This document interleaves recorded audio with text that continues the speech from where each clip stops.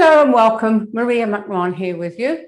So in this video, I am going to talk about the vulnerable narcissists, and they're also known as the victim or shy narcissist. And I'm going to talk about 9 different signs that you might be dealing with a vulnerable narcissist. Now, they're not so easy to spot because they're actually the polar opposite of what most people think of as a narcissist, which I mentioned if you watched my previous video where I'm talking about somatic narcissists. Now, until you really start digging into the whole world of narcissistic personality disorder and abuse, you probably think or thought that narcissists are loud and brash and show-offy and know-it-alls, and some of them are. But there's this much more sneaky and equally dangerous narcissist, and that is the victim, shy, or vulnerable narcissist. And this type will typically show any or all, and usually most, of these 9 traits.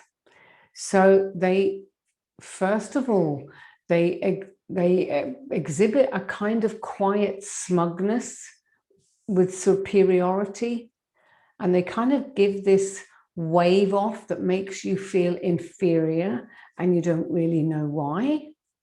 I've had a lot of people who are dealing with the vulnerable narcissists say this to me. Another thing that's typical of them is passive-aggressive behavior. They're absolute masters at it.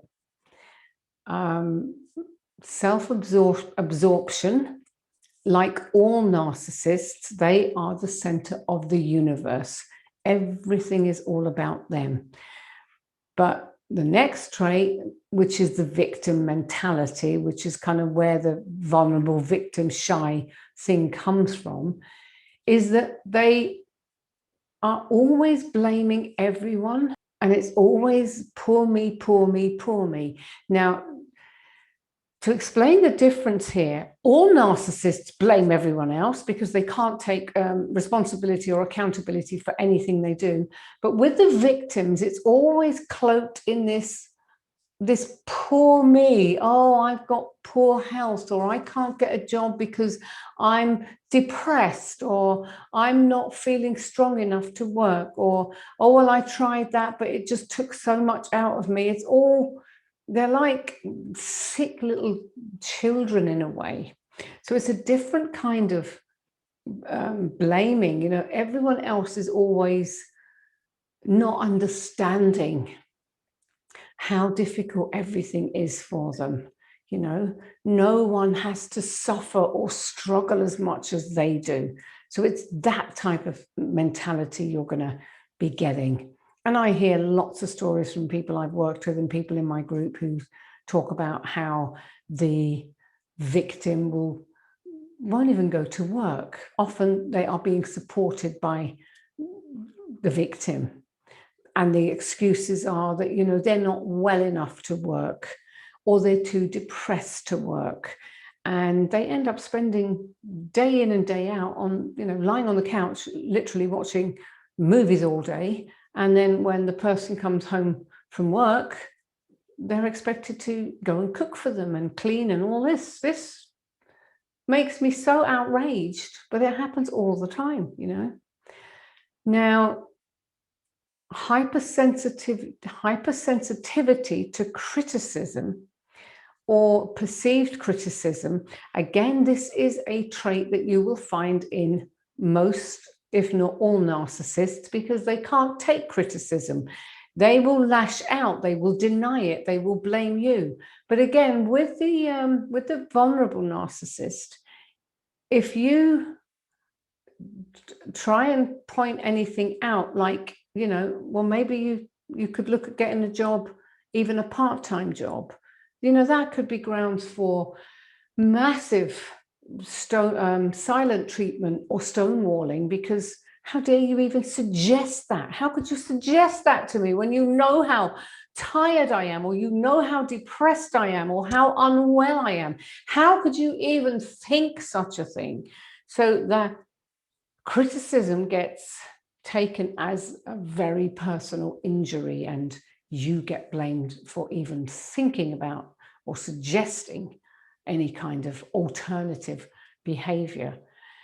So that hypersensitivity is much more acute in a different sort of way. Lack of empathy, of course, again, this is common to all narcissistic personalities. It's one of the key traits on the DSM-5. But again, with the victim or the vulnerable, it's almost kind of pathetic that they are the way they are, and they expect you to feel so sorry for them and to dance attendance on them and wait on them hand and foot and prepare their meals and cook for them and work full-time yourself and be fully accepting that they can just lie on the couch all day and watch TV. And believe me, I know people this is happening to. So they have absolutely no ability to empathize with the person who's doing all the hard work, because they just don't connect, because they're narcissists. Another thing that's common with them is they, especially when they've secured their target victim or their primary source, usually that's someone that they've targeted, they have love bombed, they've moved in with this person. Generally, they will want to move in very, very quickly. So they have that security blanket of you there to look after them, take care of them, give them everything they need. So quite often that's all they need. So they have an inability to form close, genuine relationships. Usually they don't want anyone else involved. And of course, this ties in very neatly with the typical narcissistic trait of trying to isolate you from your other, from your family, from your other relationships, from friendships. They will try and keep you all to themselves all the time. So you have no time for anything else. And they're quite happy with that. They don't either, because they can't form these other genuine friendships or relationships. So they just want you there to look after them all the time. Now, they're also liars.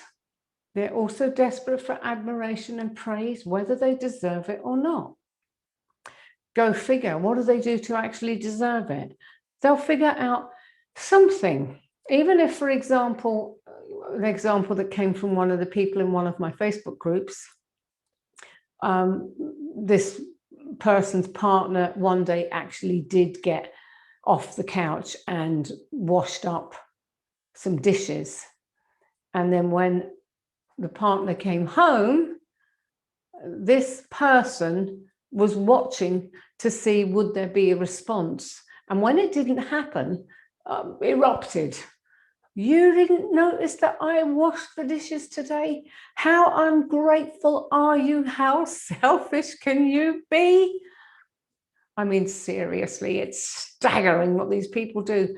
But this is what happens. So they've done one little job and they expect you to start doing cartwheels around the house in celebration of them. It is ludicrous to any normal person. You can see how ludicrous it is, but to a narcissist, no. So if you ever see that kind of behavior, you need to really know what you're dealing with. And the final thing I want to talk about in terms of the traits that's very common with the victim or vulnerable is they tend to be asexual, or they have a very low sex drive. So the vulnerable narcissist, could be very much your average Joe or your average Jane. And on the surface is how they reel you in, how they hook you, is that they can seem very endearing to you and charming even, because, there's kind of there's a vulnerability about them, a naivety that you actually fall for because you think, oh, they're such a sweet person. But make no mistake about it.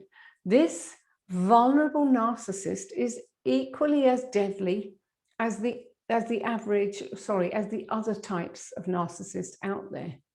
Now, they could be that they're not even attractive to you in the beginning, but they still have this power to reel you in.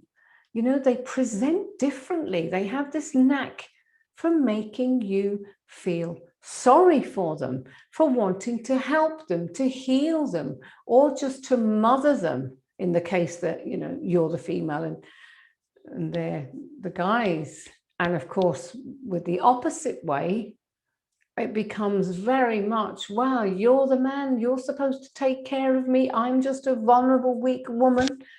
You can see how that card would so easily play out.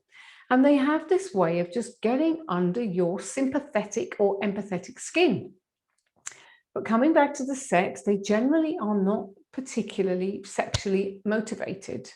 And they will generally do stuff like they'll convince you that it's, you know, because they're really, really nervous, or they're shy, or they're inexperienced.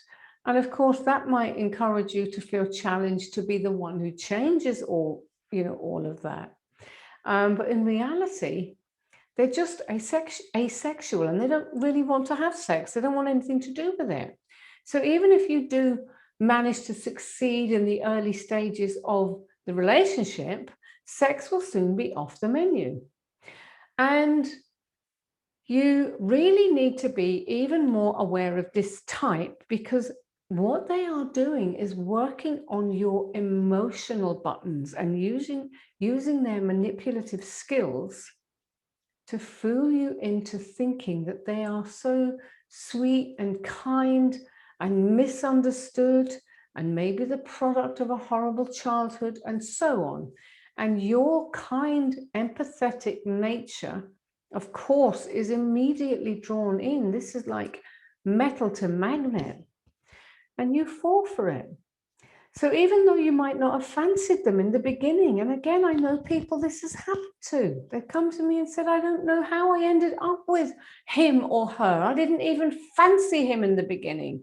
Or she wasn't that attractive. I don't know how I've ended up caught in this. It happens all the time.